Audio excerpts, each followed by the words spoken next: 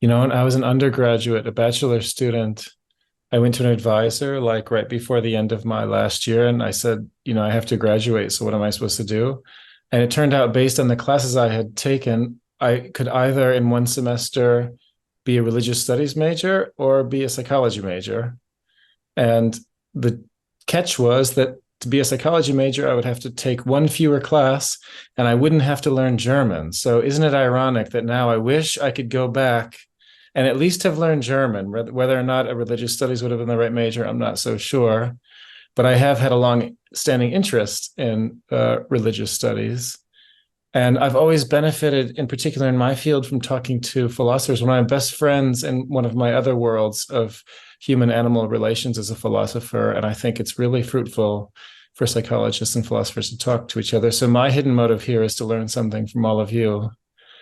Um, I thought maybe what I would talk about today was the results of a recent meta-analysis that was led by Janina Buehler around life events and personality change. So the question of if something important happens to you, like you get a new job or you graduate or you get married, would that be the kind of thing that could change personality? And there's kind of a perception among lay people and some psychologists, and I'm not sure what the philosophers think about this, that personality is something that doesn't change.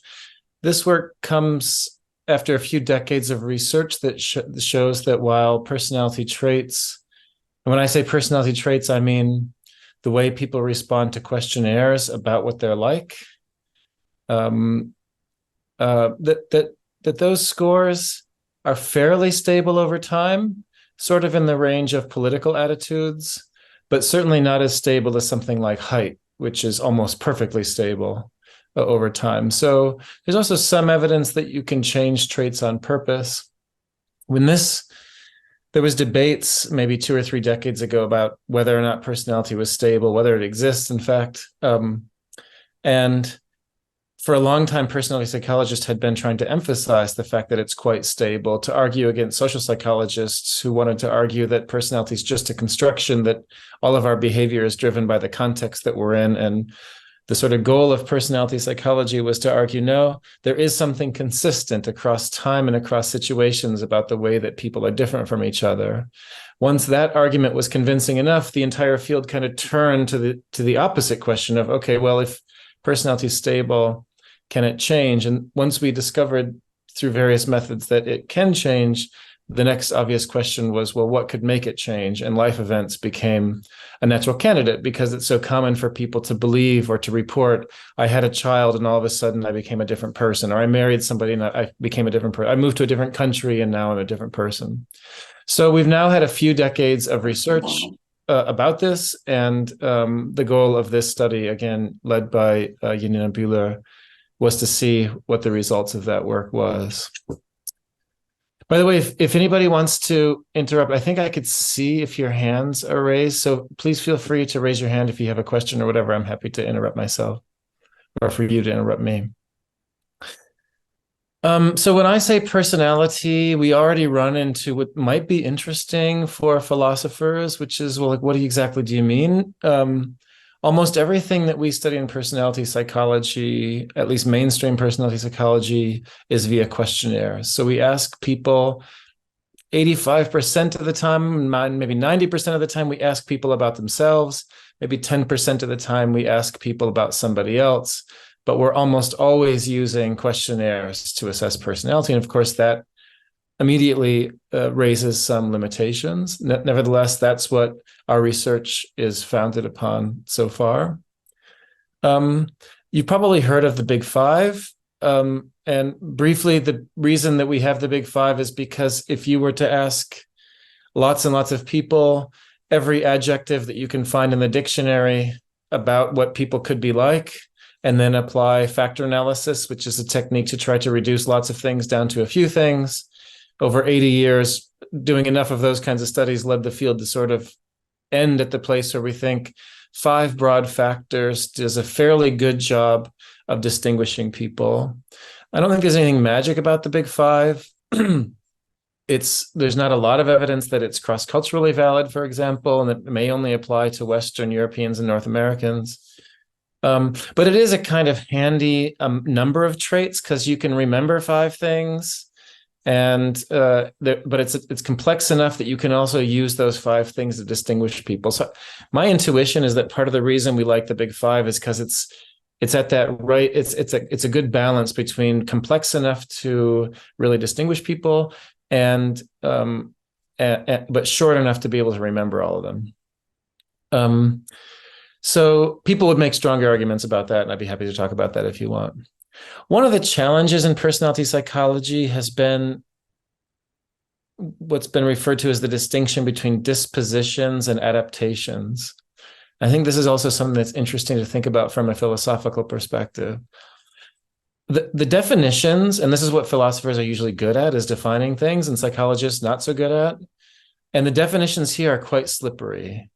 So originally, the definitions of the distinction between dispositions and adaptations was pretty loose. Dispositions were basically the Big Five, and adaptations was basically other stuff like self-esteem and life satisfaction. And there was the kind of implication that dispositions are heritable and shouldn't really change, whereas adaptations should be more contextual. But if you calculate the stabilities of self-esteem and life satisfaction, they don't tend to be a whole lot lower than dispositions. And we know that the Big Five traits, at least as we measure them, do tend to change. So that definition doesn't really work that well empirically. There is a different definition that I sort of like, although it's difficult to test. Colin DeYoung's definition is that the Big Five traits should be universal. They should be in the human genome, and variation in the Big Five should be producible across all cultures. Of course, that turns out not to necessarily be true across cultures, at least, again, as we measure things. Whereas adaptations should be things that are more contextual. So, for example, openness to experience is a trait that has to do with how willing you are to change your views, how interested you are in different sorts of experiences, how much you might like the art, often how politically left you are as opposed to right. That should be a trait that could manifest across all cultures in any human, but the way it might manifest in a particular culture could change. So in a culture that has shamans, for example, openness to experience might be your willingness to engage in shamanism.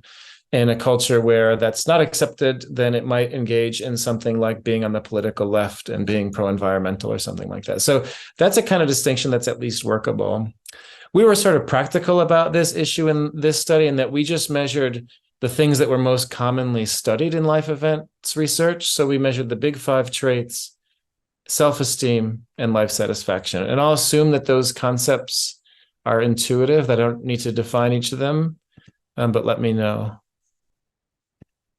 Okay, cool. So that's what we're thinking about when we think about traits, personality. Self-reported Big Five traits, self-esteem, and life satisfaction. We also were practical when it came to thinking about which kinds of life events we would consider. Basically, we considered those life events that people have been studying. And you can group life events into 2 broad domains, love and work. So within the love domain, having a new relationship, oftentimes the first relationship in adolescence or young adulthood is thought to be important, the first serious relationship, however that is defined, being married, having a child. And then there's also some loss-based events within the love domain, separating, divorcing, or becoming a widow. And then within the work domain, graduating from high school or college, having your first job, and then again, a couple of loss-based events, retiring and becoming unemployed. So the goal was to find all of the studies that had assessed personality, life satisfaction, or self-esteem before and after one of these events, and calculate how much personality changed in the context of that event and summarize that. So that we could have an estimate of what we've learned over the course of the last 20 or 30 years doing this kinds of research. We did a narrative review to sort of emphasize at the beginning that we're not so sure about things. So this is not based on the study that we did. This is based on reviewing the literature thus far without actually calculating any estimates. And sort of the sort of common wisdom at the time. So a couple of things, I'm not going to go through every coefficient here, but there's a couple of things to notice. So the pluses mean that you would expect the trait to go up. The minuses mean that you would expect the trait to go down. The blanks mean that we wouldn't expect anything. And the question marks mean some studies found that it went up and some studies found that it went down. The asterisks under the life events mean that the event is gain-based. So if something new happens in your life, and I think those are called tildes, those are loss-based. So that means that you lose something that you used to have, like the difference between divorce and marriage. So a couple of things to notice. One thing to notice is that there's a whole lot of question marks. That means that there's a lot of instances in which one study found a positive effect and a different study found a negative effect. So this is one good reason to meta-analyze these kinds of things, to average those effects out and weight them by their sample sizes to have a reasonable estimate. Another thing that you might notice is that there's a lot more pluses and minuses under self-esteem and life satisfaction. This is one piece of evidence that you can distinguish these characteristic adaptations and traits, in the sense that we do think of adaptations as constructs that are more contextualized. They have more to do with how you adapt to what's happening in your actual life, as opposed to the sort of inner core of the person that you are. So I think this is one of the reasons that people sometimes make this distinction between traits and characteristic adaptations, but we'll see how that holds up once we begin looking at the data. So I'm just going to go very briefly through each of the life events and the effects on each of the traits. And then we'll talk about what it all means in a second. Hopefully this is not super boring, because there's a fair number of life events, but I'll try to go quickly. I want to orient you to what the slides mean. So this number, can you see my cursor? You can. This number here with the shortest number, that's mostly 12s, that's the number of studies that we used in the meta-analysis. This number is the overall sample size across all of the studies. And then this number is a standardized estimate in the D framework. So that's a standard deviation unit. So if you see a number like 0.34 here for life satisfaction, that means that if you measure life satisfaction before and after people enter in a new relationship, on average, their life satisfaction will have gone up 1/3 of a standard deviation. Of course, that's qualified by the fact that that was found in a very small number of people. And one thing that we found challenging is that even though there's been a lot of studies on this topic, in meta-analyses, it's always tricky to know where to draw the line with search criteria. So some studies that could have been eligible didn't meet all of our search criteria. And I could talk about that in detail if you want, but it's maybe a boring topic for the sake of our discussion. Okay, so I should probably just summarize. So the punchline here is that according to our meta-analysis, entering in a new relationship is associated with a relatively small increase in conscientiousness and a bigger increase in life satisfaction. So we like our lives a little bit more after we start a new relationship than before. Marriage is also related to a smaller increase in life satisfaction. So apparently it's better to get into a new relationship than to become married. But I guess you already had that bump from being in the new relationship in the first place, but a lower level of openness. There's the thing in psychology where you can always make sense of finding post hoc, right? And so it's easy to say, oh, well, that makes sense.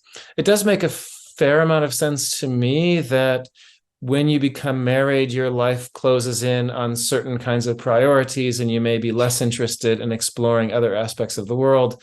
Obviously, aspects like other relationships or sexual behavior, but more generally, you may start linking your values and goals and priorities to those of your partner, and so you might become less open to experience. Birth of a child is one that many people will report as having had a huge impact on their personality, but in fact, there's not a lot of evidence to support that. We only found one very small effect, that after your child is born, you become more introverted. I've got more to say about this in a second. The most robust effect, and maybe the most robust effect in our entire study, was on self-esteem. This is kind of interesting because you got 85,000 people, and as you can see, the effect is null. So there is some evidence that this depends on gender. We didn't have enough studies to test moderation. Moderation means, do these effects depend on something else? Like, might the effect be stronger for women than for men? There is some evidence in fairly big samples that self-esteem tends to go down around the time of childbirth for women, particularly right before childbirth. And then it tends to go back up again, but it never gets to the previous level. The nuance in that research is that women who have children tend to have higher self-esteem in the first place.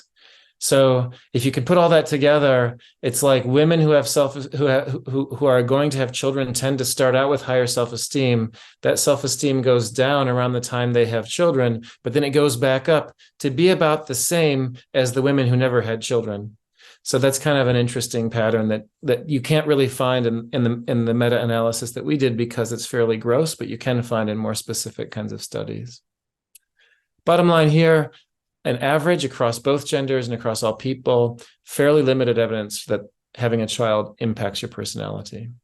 Separating, interestingly, we already talked about how entering in a new relationship and getting married has a positive effect on self-esteem. Well, apparently so does separation. So no matter what you do with regard to romantic partners, it always makes your life a little bit better. So keep on doing it. Again, very small sample, so it's hard to know how reliable that effect is. Here's the exception. Divorcing people isn't apparently very good for your life satisfaction. Does make you more conscientious, according to our meta-analysis. Okay. And finally, there was no effects for widowhood. So I think those were the life events in the love domain. We found a little bit more evidence for personality change in the work domain than in the love domain. So here's an example. Graduating is associated with increases in emotional stability, increases in self-esteem, and increases in life satisfaction. So this is an achievement. It makes you feel good about yourself, have fewer negative emotions. This seems like a fairly consistent and robust effect. People are happier after they've graduated. I think this is probably the effect that if I had to bet a pinky on, I would believe would replicate. This is my most confident effect, which is there's been several studies that show that people become more conscientious as they enter a new job. I think there's also a highly plausible mechanism for why that would be the case. Typically, going from being a young adult, college student, maybe non-college student, to a person who has to show up to work every day and could get fired if they don't, comes with certain changes in roles, social networks, and responsibilities that require a level of conscientiousness that wasn't there before. Also typically comes at the age where we think conscientiousness increases normatively anyway. And there's kind of an interesting question about whether it's entering into those roles that causes those changes, or whether we're just sort of hardwired to increase in conscientiousness around the time that we need to. So this is kind of an interesting question about chickens and eggs that we might want to talk about later. Entering into the new job also comes with increases in self-esteem and life satisfaction. Becoming unemployed, interestingly, and this is an effect I would say if I had to bet wouldn't replicate, unemployment comes with increases in emotional stability. So this result would suggest that we feel better after we lose our jobs. I think this is a hard one to come up with a mechanism for. And again, I don't really believe it. There's also a minor effect for decreased conscientiousness. One of the challenges, maybe I'll just mention now, it has to do with the timing of these events. If you do a study where you assess 1,000 people today and 1,000 people a year from now, and all you know is that sometime between today and a year from now, they've lost their job, it's hard to know what's causing what, right? Like it could be that they had a decrease in conscientiousness that caused them to lose the job, but that still shows up as a life event effect. And this is a major complication with this kind of research. And I'll talk about what kinds of designs might help us make better inferences in the future. But this is one plausible explanation for the effect that you're seeing here. No effects for retirement. An interesting finding, though, in specific studies about retirement is that the variance tends to increase, particularly for emotional stability. I think this is Ted Schwab did a paper about retirement where he found this, and I think it's a really interesting effect. I'm getting towards the age where I have to start thinking about what I'm going to do when I retire, I suppose. And I have a lot of friends who are at the ages where they're retiring. And one idea is that it's good to have a good plan for what you're going to do, because for many people, they sort of look forward to it as a time to relax, to spend time with their family. And that goes well for a couple of months. And they're like, okay, now what am I supposed to do? And it's easy to lose meaning, to lose purpose. And so one possibility is that people who really have a good plan and can do the kinds of things that will enrich their lives in retirement will have increases in emotional stability, and people who don't will have decreases. Of course, this also comes at a time in life where many people may have health problems, where many people may lose loved ones or close friends, because at old age, that's when people often pass away. So there's a lot of reasons why those positive and negative effects would result in more variability, but not an average effect of retirement on emotional stability. And my guess is that that's what's going on there. Okay, so we wrote this paper in the European Journal of Personality, and then the editor, René Motus, asked 19 of our friends to comment on this paper. And if you ask an academic to comment, they will. This is like a rule of academia. So we were not surprised that our colleagues had good ideas about how this research could be improved. I think the general conclusion, ours as well as our colleagues, is like, okay, this is a nice summary of what we know so far, but it also really highlights that because of weaknesses in our design, we don't really have good answers to how life events affect personality yet. Like I sort of mentioned along the way, I don't really believe some of those estimates. And I'll talk in a minute about what I think we could do as a field to improve our methods to get a better idea about this question. What I was more surprised by is the conclusions that people drew. So 8 of the people that commented basically said, we knew 20 years ago that life events don't affect personality change. I don't know why we've been wasting our time doing this. This is dumb. Now, of course, the lay intuition is that there is a good reason to think that life events should, like if you ask people, when did your personality change? They'll almost always say, oh, it's when I got married, or when I had a baby, or when I moved, or when I started a new job. There's also behavioral genetic evidence about this. I want to heed Marcus's warning and not get too technical, but in behavior genetics, there's a parameter called the non-shared environment, which is basically what 2 twins, whether or not they have exactly the same genes, or on average 50% of the same genes, it's the part that makes 2 twins different. And this is usually thought of as like something that's unique to the person's environment. And it almost never explains reliable variance and outcomes. Or if it does, it's usually interpreted as error, because in behavior genetic designs, you often can't parse non-shared environment from error. Anyway, there's been some longitudinal behavior genetic research showing that there is a reliable relationship between something about the non-shared environment and personality change. So this really makes us think, well, it's something about what's shaping people. So, for example, which friends young adults hang out with, or what major they take, or whether they decide to sample drugs and alcohol, or all kinds of things, particularly during young adulthood, that people select into as context, then have an effect backwards on personality change. So it's not a crazy hypothesis that it could be things like college experiences, early relationship experiences, career selection into careers, etc. Nevertheless, 8 of our colleagues said, yeah, we could have told you this a long time ago. 10 of our colleagues said what I think is my opinion, which is, so far, we don't really have any good evidence that life events affect personality all that much, but mostly it's because we don't have very good methods. So the next step is to improve methods. And I'm going to interrupt myself so that Marcus can ask a question. Yeah, I wonder, because you talked about the potential moderator effects, and did the studies that you include here in the meta-analysis investigate these moderators? Because when they investigate and found effects, and you only show the main effects and come to the conclusion that there's no evidence and Totally. personality change, it kind of covers actual findings. So I would think that Well, some people really benefit from getting a child, but others don't. They just experience stress. And on average, you do not see an effect, but this does not mean that it can change a personality. Totally. Oh, and we are personality psychologists, so we are interested in exactly these effects, how personality affects maybe changes in personality. Yep. Thank you. Absolutely. Yeah, as you know, in any study that you do, if you have, say, 100,000 people in your study, you'll have plenty of power to test a moderator. So if half of the people are men and half of the people are women, then you have how many people did I say? Then you have 50,000 men and 50,000 women. There's a lot of power to see whether the effects are different for those two groups. When you're doing meta-analyses, you're aggregating the effects across studies. So your sample size is actually the number of studies rather than the number of people, because you don't have person level data, you have study level data.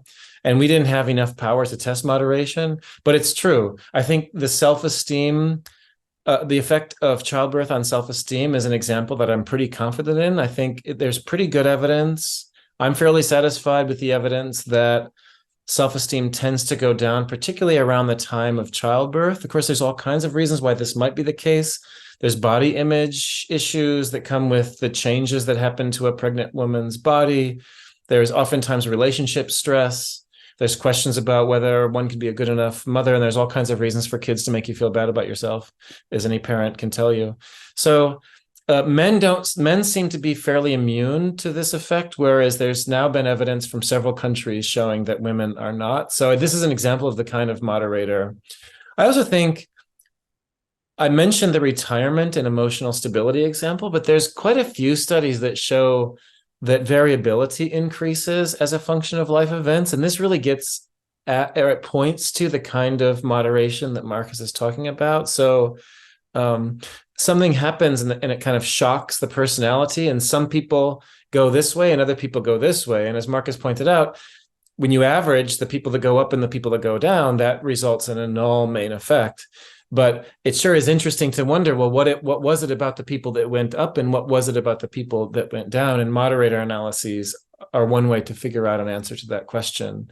So yeah, this study can only tell us on average across all people, and with all the design flaws that I'm about to describe, is there evidence for an effect of life events on personality change?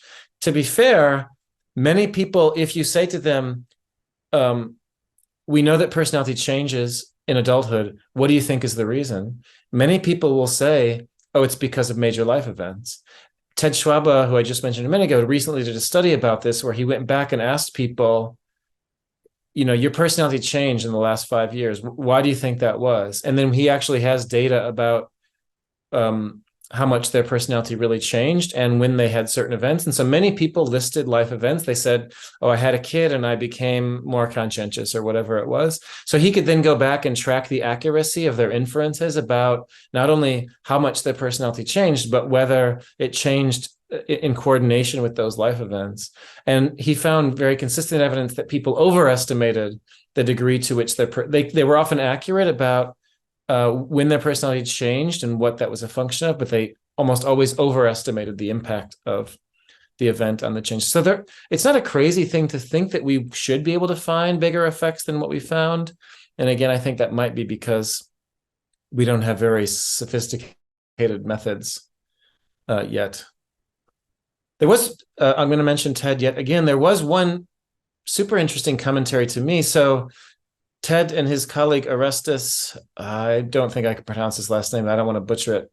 But Ted and Orestes compared the results of this meta-analysis to a previous meta-analysis led by Wiebke Bleidorn about the normative stability of personality traits. And he assumed that on average, people are going to have a certain number of life events during the course of their life. Like if you take a typical 40-year-old, half of them maybe will have graduated college. Almost all of them will have had a job. Some of them will have lost a job. Many of them will have been married, but then a subset of those will have been divorced. Many will have had children. So if you match the probability of having all the different life events a person could have with given a person's age, and you aggregate all those events across all the traits, he argued, and he has R script that you can play around with if you like doing that sort of thing. He argued that you come pretty close to matching the normative trajectories that Wiebke showed in her meta-analysis. So he was the one person who said, actually, there is good evidence that life events affect personality, and we've shown it in these two meta-analyses. So he had an idiosyncratic take and kind of an interesting one. And to his credit, he put the script online so that other people can change those assumptions around and see if they get different results. Okay, again, to me, the take-home message of this study so far is that we've taken a first peek under the hood, but it's sort of like if I were to look under the hood of a car, I would see an engine, but I really wouldn't know what to make of it. So I think right now we're at the stage where we should probably think carefully about how we could improve our methods in order to learn more about that engine, if I can continue that metaphor. Wiebke Bleidorn led a different paper a few years ago, which made this argument that, the kind of methods that we use to study how life events affect personality have gotten us so far, and now it's time to take the next step. One problem with this research is that we actually have very few studies that were designed to ask this question. As you can imagine, it's challenging to do this kind of work because you obviously need longitudinal data, and you also need pretty big samples because the effects tend to be small, because we often want to look for moderators like Marcus just described. So you usually need, I don't know, certainly more than 1,000. And the other problem is life events don't happen to everybody, and they can't happen to everybody in a sample. Otherwise, you couldn't test the difference between people to whom they happened and didn't happen, right? So if you take something like childbirth and you just say, I'm going to assess 1,000 30-year-olds this year, well, what percentage of 30-year-olds are going to have a child, right? So you can't just take 1,000 people. You have to get 10,000 people and hope 500 of them have a baby in a certain period of time. So usually this research gets done in large panel studies. Like in Germany, they have the socioeconomic, what's the GSOP called? I forgot exactly. German socioeconomic panel study, I think is what it's called, where you have hundreds of thousands of people who've been assessed over 40 years. And so researchers can go to that data set and say, okay, I'm going to take the 5 or 6 personality assessments that have happened, and every year they calculate whether somebody's had a life event, and I'm going to try to fit a model of the personality trajectory as a function of life events in these very big samples. Well, of course, the GSOP wasn't designed to study whether life events affect personality change, so this comes with major limitations. Another way that this is done is if you have a sample that you can anticipate something will likely happen, like if you want to study childbirth, you can sample people who are recently married, on the logic that not everyone who gets married has children, but one of the best predictors of having a child relatively soon is having been married recently. Those kinds of studies are expensive, and so often you might only get 2 assessment waves, a pre and a post. And then I already talked about the problem with that it's hard to sort of time the assessments. And so that's the first innovation that we should be doing, which is timing our assessments more carefully. This means a couple of things. Number one, measure personality a lot more often. And that deals with the problem of if I assess you today and 1 year from now, and you have a life event tomorrow, and your friend has a life event 364 days from now, do we really think that life event should have the same effect on personality measured a year apart? So measure personality a lot more often.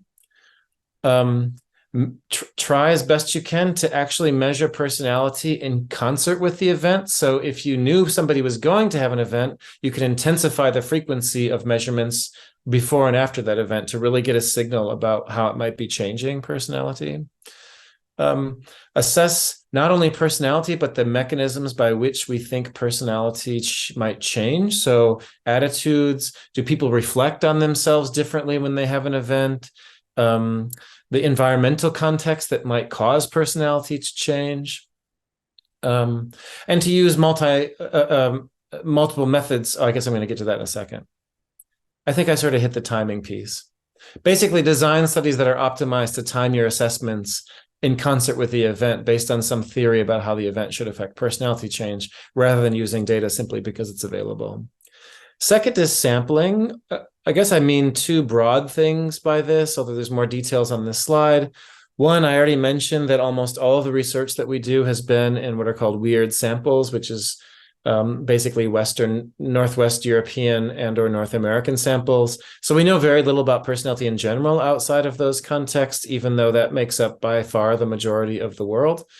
But second, sampling certain age groups. So for example, in personality research, older people tend to be less represented.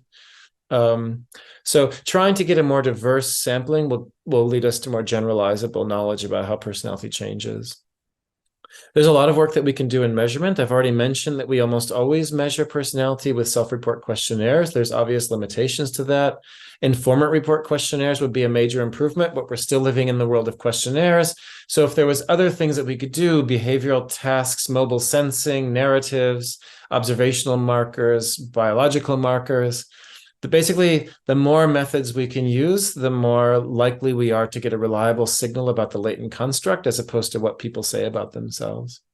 And finally, typically, this kind of research is difficult to do experimentally because you can't force people to get married or have children, or ethics, I guess, is something that religious scholars probably care about too.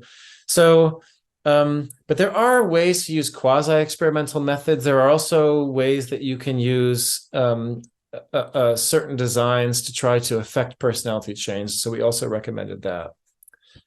Okay, I want to get to conversations. So I'm just going to go very briefly over the next couple of things.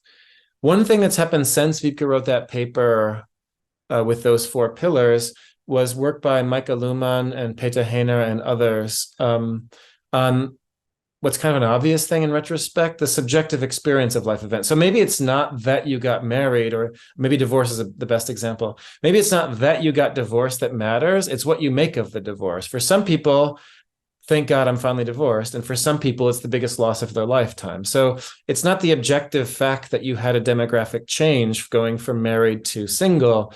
It's the psychological meaning that you place on that change. And so Micah identified these different dimensions of subjective experience about life events and has shown in a couple of studies that they impact personality change more than the occurrence of a life event itself. One of the comments, maybe my favorite comment in that set, was by Marie Hennecke and Kai Horstmann, who said, maybe we've just been thinking about this the wrong way the whole time. Like maybe it's not that we should be expecting trait changes, but rather changes in trait relevant behavior. And this gets back to that distinction between dispositions and adaptation. So an example would be childbirth. So let's say you're a fairly conscientious person and then you have a child, and you know that if you've had a child, this is stressful, you don't sleep, you let go of your exercise and your house cleaning and your work and all the things that you normally do, which are signals to the world that you're a conscientious person and signals to yourself that you're a conscientious person. Well, it could be that you're trying extra hard if you want to maintain the same level of conscientiousness you had at the beginning. It could be that you have to exert extra effort into cleaning the house and exercising and getting your work done and all those things. So the trait actually stays exactly the same, but there's a massive increase in the trait relevant behavior in order to keep that trait the same in the context of the stress of childbirth.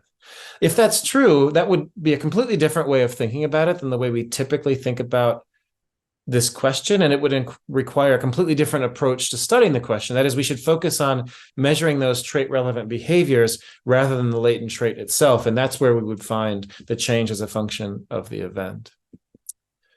I think this is the last point I wanted to make. Often, and I sort of alluded to this before, a lot of times there are sequences to these things. So you can't get married unless you've had a relationship, and you can have a child without being married, but it's common in our society to have children after marriage. And of course, you can't become a divorcee or a widow unless you've been married. So there is something about the concatenation of these things that might matter. And it could be that it's not any life event in isolation, but rather how they're sequenced and aggregated that matters. And we could start studying these kinds of things even in some of the data that we already have. Okay, so I think I've left maybe 15 minutes for discussion. This is the paper that I've been talking about in case anybody wants to look it up. I'd also, by the way, just be happy to send you anything else if you email me or whatever. But yeah, maybe I'll stop now and open it up for discussion. Marcus. Yeah, thank you so much, Chris. This was very informative to see. On average, how things change. Um, yeah. In your recommendation, what researchers could change? You mentioned several aspects, and I totally agree. But again, I was a little bit confused that you did not mention that researchers should investigate moderators.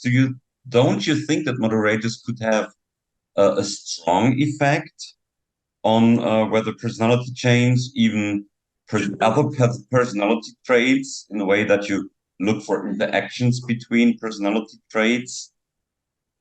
So this is my first idea, me as a personality psychologist, thinking of individual differences in these changes. And Yeah. I think yeah, I think you froze there at the second, but yeah, I think absolutely. I was going to give you credit for that point because you already made it nicely. Definitely, I think in individual studies this is easier to do than in a study like this.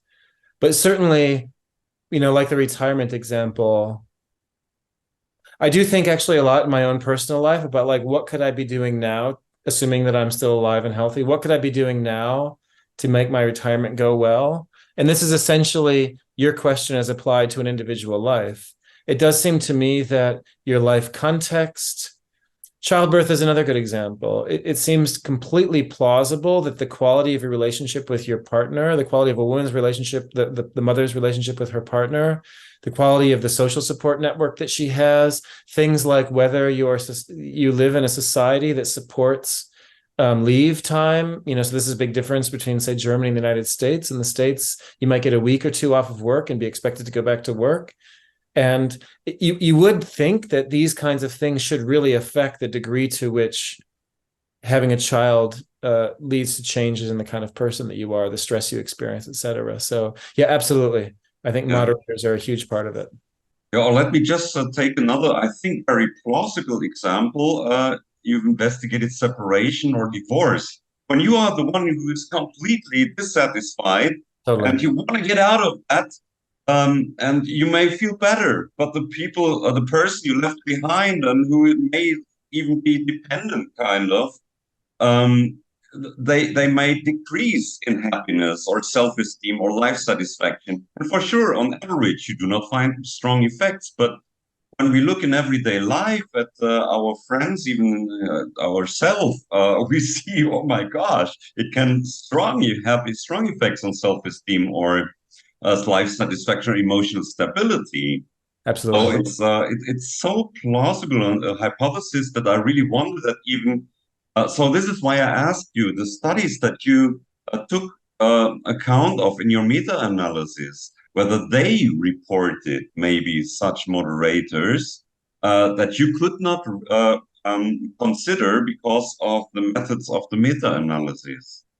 I don't remember if anybody's done with this divorce. I mean, a problem is that even in panel studies in which people would be studying this, they'll ask about whether you've been divorced, but they don't often ask whose choice was it, et cetera. Yeah, yeah. So I can't remember off the top of my head. You might, if any divorce and personality change study did this, it wouldn't shock me if one did. And certainly I would bet, having been divorced myself, I would bet that this matters, right? Like Yeah, it's yeah, yeah, yeah. pretty intuitive. And if anything, it'd be surprising if it didn't matter. Mhm. Thank you so much. Thank you so much. There are other hands up. Sure. I think Thanks. Fahd was the next person in line. Yes. Thank you very much, Chris, for your talk. That was very interesting. So I have two primary questions. So I would like to start with the first one. So I was wondering whether there is any evidence out there about, the sensitivity of individuals, like let's say inter-individual differences in sensitivity to major life events, something that instead of normative changes in personality, investigate rank order changes or other kinds of changes in personality. That was my first question. Yeah. Okay. Yeah. Yeah. Amanda Wright recently had a paper about this. I don't know where it is in the publication process, but basically you can give people parameters for this, which is if you have multiple assessment waves, you can ask which person tends to vary more than others, and it is related above and beyond both the person's average personality and their average changes in personality, even both linear changes and quadratic changes. Just the amount that they vary across time is tends to be negative related to things like health. So wow. She showed that. So it's, if you want to be a healthy person, it's better to be conscientious. It's better to have increasing conscientiousness as you go through life. But above and beyond those two effects, it's also better to be stable in those increases as opposed to being conscientious one year and then low the next and high the next. So that implies that there is a kind of sensitivity in general in these kinds of data. You find that the more variable people are over time, and that's not direct evidence of sensitivity, but it implies a kind of sensitivity, that the more variable people are, the worse their outcomes. They're at higher risk for psychopathology, for emotional disorders, et cetera, which also is kind of indirect evidence for sensitivity because we think of people with things like depression and anxiety as being particularly sensitive. Yeah. You had a second question, I think. Yeah, I have a second question. So I just wanted to know whether, what's your take on the relationship between major life events and, goal pursuit? For instance, sometimes and the interaction effect between the two on personality changes. For instance, there might be some major life events that are in accordance with, for example, personal goals, and how these two interact. I mean, the interaction between the two can affect, for example, life satisfaction as a characteristic adaptation. So I just wanted to know what's your take on that. Yep. One of the comments that actually a couple of people commented on the fact that selection effects tend to be much stronger than life events. So we've been assessing whether life events cause changes in personality. A kind of opposite question is whether personality causes life event. What causes maybe slightly too strong, but basically are people with certain kinds of personality traits more likely to have certain life events? And that's true. In fact, the effects tend to be about twice as strong. So there's more evidence that certain kinds of people are more likely to have life events than there is that life events tend to change the way people are.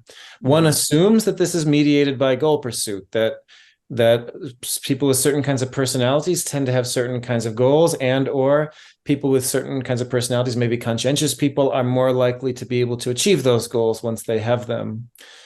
You're implying a sort of third thing, which is, if I'm the kind of person with a personality so if I'm an agreeable person, therefore I want to have a family, but I'm also a conscientious person, so I'm able to do that effectively, the fact that I've achieved my goal should make me satisfied with my life, is what you're implying. And exactly. That certainly seems plausible. I don't know of a study that's done this, but it seems not only plausible, but testable in the kinds of data that we have. Okay. You'd have to have enough. This is a good example of where you'd really want to have enough assessment waves and to have those assessment waves timed carefully, because you'd want to have a stable slope of, say, the personality traits before the event, and then you'd want to have bursts of both the traits and life satisfaction right around the event, and then you want to have a stable slope of the traits and life satisfaction after the event. So if you had a study with those properties, I think you could test, and enough people, you could test the kind of hypothesis that you just made, I think. Yeah. Okay. Thank you very much. Yeah. Okay. I think Ryan was next. Hi. Maybe. Thanks so much. I was wondering, I had a question about the responses that colleagues made to your paper. Yeah. Could you go back to that slide? Yes. Yeah. So I'm wondering about the people in the middle. So am I right that this should say their view is that, well, life events affect personality change, but our methods are not good enough to find it? Okay. Yeah. And so if that's their view, then I'm wondering about their view. So I'm wondering, well, okay, they're saying that our methods aren't good enough to figure this out, but somehow we know this independently of our methods. How do they think we know it? That's my question. Yeah. Yeah, no, it's true. Maybe I think this was a clumsy way for me to write this point. Obviously, I missed the not, which was more sloppy than clumsy. Maybe this is also grouping people and missing some variability. I think there remains a fairly strong intuition that life events should matter, because this is a strong lay intuition because of the behavior genetic evidence that I mentioned before. We know something about the environment seems to have a reliable effect on personality change and life events.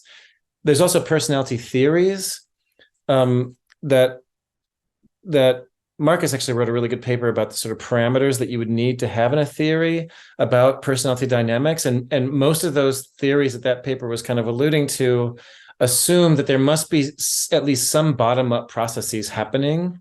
And life events from kind of a chaos theory perspective are a state space shift, right? You go from one kind of stable situation to a different stable situation. And during the shift, all kinds of things change. So there's a lot of opportunity. There's a lot of instability and a lot of opportunity for different trajectories afterwards. So a lot of the theories about personality development posit that having new social roles, having new habits, having new contexts, these are the kinds of things that should lead to bottom-up processes that lead to enduring changes in personality. So to the extent that personality psychologists still believe life events affect personality despite the lack of evidence, this is why they would. So that part is maybe more ambiguous. I think what's not ambiguous is the limitations in our current designs. And there's kind of obvious things that we could do if we had the resources to do them that would improve our designs. Does that answer your question? Yeah, that's helpful. Can I ask one more question? Sure. It's just about what you were saying about how you didn't have enough power to test for moderators, and I was wondering why that is. I think it must be because I don't understand meta-analysis procedures well enough. But I'm just thinking like, well, some of these individual studies that you looked at, like maybe they would have tested moderation. So like, is there? So I'm guessing that there must be some kind of limitation in doing the meta-analysis where you can't do that. But can you not? I mean, is it not? Is the following sort of thing not available? Like you just pool the samples? Yeah, this is the point that for moderators in the same sort of way they would have in the original studies. This is the point that Marcos was making. It's a really good point. There's a difference between what's called a mega-analysis and a meta-analysis. And a mega-analysis, you go get the actual data from the individual participants in each study. So now your sample size is the aggregate sample size across all studies. If we had been able to do that, and we actually thought about this at the beginning of the study because so many of the studies from which this is based use these large panel studies from representative data. So we thought about just going to the original data sets. The limitation would we would have to miss a lot of other studies, but we could just go to the 10 biggest data sets that we use in personality psychology. And then we could have done that very thing. And this would have been one of the strongest arguments for doing that. But yeah, in a meta-analysis, the unit of analysis is the study. So you only have in 10 studies, it's not meaningful to examine moderation because the moderation would happen between people, not between studies. Yep. Okay. Aku, I think you are the next one. Thank you. So I had a question about this personality, this construction of personality, as you put it. So let's say that the lay intuition is that people change during adverse events or different kinds of events. But what reason do we have to believe that this change is somehow tracked by the kinds of measures that you have for personality? Yeah. Because one would say, well, I've become a totally different person. What I mean by that is that my values have changed. Totally. Or I've become a totally different person because my beliefs about the world have changed. And as a consequence, some of my attitudes have changed and some of my priorities have changed. And that is part of what I consider to be myself. Totally. So I have this expanding and contracting view of myself. And then what you're tracking is a very specific aspect of it. So why do we call this aspect personality instead of all this other stuff? Totally. Like what I believe and attitude. So you understand the thing. Yeah, I'm very sympathetic to it. During the time I've been studying, so I study this topic mostly with my partner, Wiebke, who I've mentioned a couple of times. Since I've started studying personality development, I've been divorced, I've had a child, I've moved to a new job across the United States, and then I moved to another new job to a different continent, and I've gone from being a clinical to a personality psychologist. So I've experienced 5 major life events, and Wiebke experienced 4 of those with me, or 3 of those maybe. And we've talked about how our personalities have changed. And we've come down to think, well, most of the action is in our narrative, the story that we tell about our life. I don't feel like I'm a particularly different in terms of any of my big five traits. I'm happier with my life, I suppose. So maybe my life satisfaction has gone up, but mostly it's my life story that has changed a lot. And we can assess personality with narratives, but we rarely do in the kinds of designs that could be applied to this question. As you pointed out, there's other things too. There's values, there's attitudes. There's also the question of whether other people could observe the same kinds of changes that you yourself experience, and so how much that matters. So yeah, I think one of the big changes that we need to make methodologically is to think about personality in a much more inclusive way, including some of the variables that you described and including methods that go beyond questionnaires, so we can ask questions about, well, not only do life events affect personality change, but what aspects of personality are impacted more versus less. I think this is a really important question. Yeah, Marcus. I think you're muted. Marcus, I think you're muted. Thanks, Chris, for noting this. I just wanted to comment on what you just said. I'm really happy about the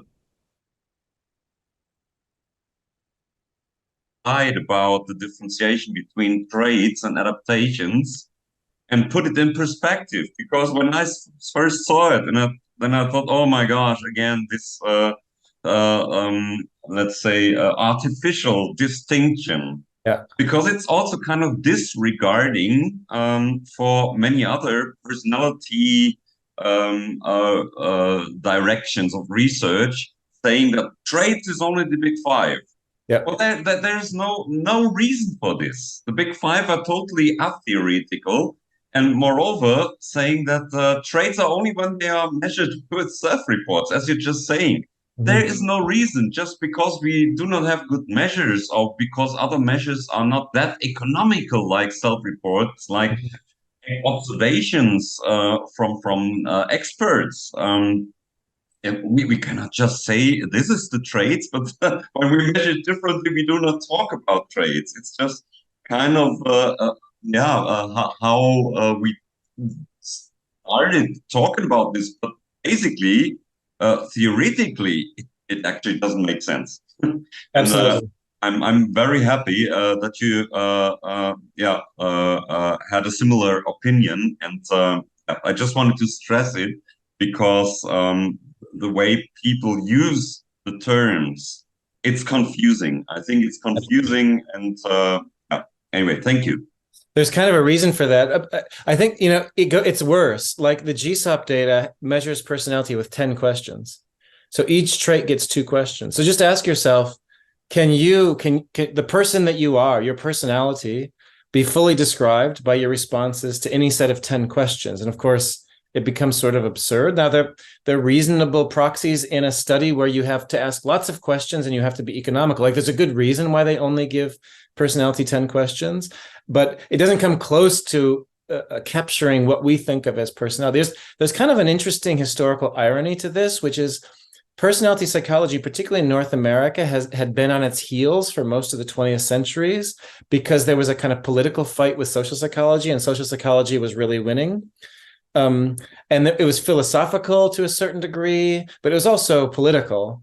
And so to win that fight, one of the things that really helped was to establish the big five as a kind of canonical model that everyone could use and measure, and which we could do studies to show that it's stable, it predicts things, et cetera. So the big five served a really useful function to sort of keep personality psychology alive in the 1960s, 70s, 80s, 90s, maybe. Just when the big five was sort of established, though, it started having problems like the ones Marcus is referring to, which is now people outside of personality psychology think, oh, personality, that's like your scores on the big five traits as measured by a 10-item questionnaire. I don't know any personality psychologist I know some personality psychologists who might say the big five is really all there is, but it's a real minority within personality psychology, as Marcus knows. Most personality psychologists, I think, would have a view much more similar to the one that you just expressed, which is it's a lot more complicated than that. There's attitudes, there's values, and what is personality? Is it just traits? And of course not. It's all kinds of things. But there is this kind of view that, okay, if I give a big five measure, then I've measured personality in my study, and that's that, which I don't think is the way I think about it anyway. Absolutely. That's a very, very good comment. I haven't had this in my mind, that there was kind of a fight between social and personality psychologists, and that personality psychologists had to make a strong argument. So at least Big Five was probably not the best compromise. And so it's similar, like in clinical psychology, where they had to come up with the DSM, the Diagnostics and Statistical Manual for disorders. And as you know, as an expert in personality disorders, they need to completely revise it again now, because it was a bad compromise in a way that Social Security pays for treatments, because they forced psychologists to say, hey, well, we only pay money when people are ill. So please, ill or not ill, let me know. That's right. Yeah, that's totally right. Yeah, and that also happened in 1980. So I think the DSM was really useful in 1980, and now it's like a noose around our neck. And just the taxonomies often don't keep up with the times. I think this social personality thing is really a North American phenomenon. It has everything to do with the fact we don't have the Lehrstuhl model in North America that they have in the German system. We have groups within departments, and social and personality psychologists were always put together. So they're always competing for resources. So this is what, and they publish in the same journals, but social psychology grew in part by eating personality psychology. So this is what created this situation. But, interesting. Yeah. So maybe, Aku, your comment or question may be the last one, because we're basically are over time already. So feel free, Aku. If someone has something else, it would be better to ask that, because there are people here who haven't asked anything. So, but I'd be happy to post my question if no one else has anything. It doesn't seem like this. So, Aku, Okay. But thanks for asking. Yeah, so I wanted to ask about the last thing that was mentioned, the relationship between personality psychology and personality disorders. Because it seems to me that the way that we think about personality disorders, that has a pretty long history that is not always aligned with personality psychology. So I think that's what I wanted to ask about. So what is the relationship between the disorder classifications and personality psychology? Because it seems to me that they don't always go together very well, and they've had a troublesome history. And because the classifications are quite different in different, methods of classification. So of course the DSM is one, but here in Europe we use the ICD-10 classification system, which doesn't have the same kind of structure and all that. So it seems that we have an idea of these disorders of personality, and they form their own box in psychiatry. But how is that connected to actual personality psychology research? I've studied a lot of things. I've studied a lot of things in my career, but this is the question I've probably studied the most. And so I'm trying to think about how I can give you a short answer. It's complicated, is the short answer. What we know is that if you factor analyze all the symptoms of the 10 personality disorders that were in the ICD-10 or the DSM-4, you get something that looks very similar to a maladaptive Big Five. So there's good reason to think that the same individual differences that are useful for describing people in general, at least via self-report, as analyzed by factor analysis, are also useful for distinguishing different kinds of personality disorders. I have taken the side in the literature that it's not enough to describe a person's traits to describe personality disorder. And you'll have to have me back if you want to hear what I think would be enough. But I can say this, that a trait model that's pretty similar to the DSM-5, albeit with a couple of important differences, is now in the ICD-11 and is also in the DSM-5 alternative model. So the Big Five is finding its way into the DSM personality disorders. In fact, there's a movement in clinical psychology called High Top, which maybe you've heard of or maybe not. High Top is a movement that's essentially arguing that we should use quantitative psychology and individual differences psychology as a way of coming up with a general framework for psychopathology, so that we should get rid of things like the mood disorders, the anxiety disorders, et cetera, and reclassify all psychopathology around a model that's very similar to the Big Five. So how much, this is a political question at this point, how much traction that's going to have. It's a very different philosophy, a very different worldview about how we should think about mental health. But it is gaining a lot of steam. So it wouldn't be surprising if the next generation of ICDs and DSMs look a lot more like the DSM-5 than the last one. Or excuse me, like the Big Five than the last one. Could you highlight a couple of papers about that?